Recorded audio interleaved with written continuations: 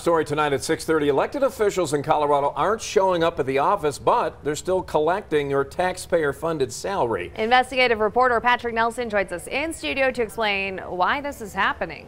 Yeah, and this actually is happening more often than many of us think. It comes down to this: the time and cost of recall elections and the inability of other elected leaders to provide oversight has led to problems we now know in Fremont and Park counties. A sheriff and a county clerk keep getting paid even without having to show up.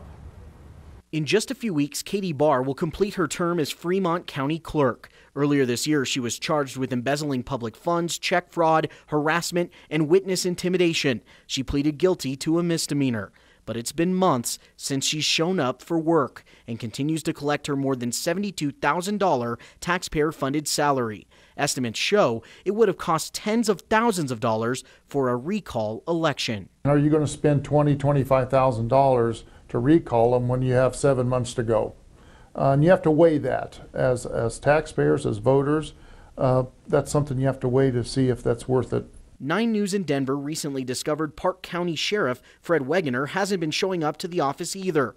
Instead, working remotely from Florida to handle the day-to-day public safety of his Colorado community. I'd like to make a comment on that.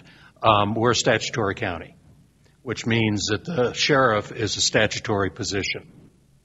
We, as Board of County Commissioners, have absolutely no control over the sheriff. On January 8th, a new sheriff will take over in Park County. Until then, the sheriff will run out his term on vacation.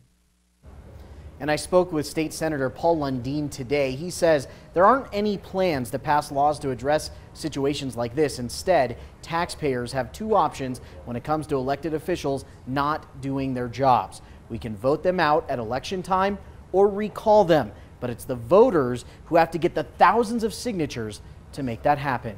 Always watching out for you, Patrick Nelson, News 5. Patrick.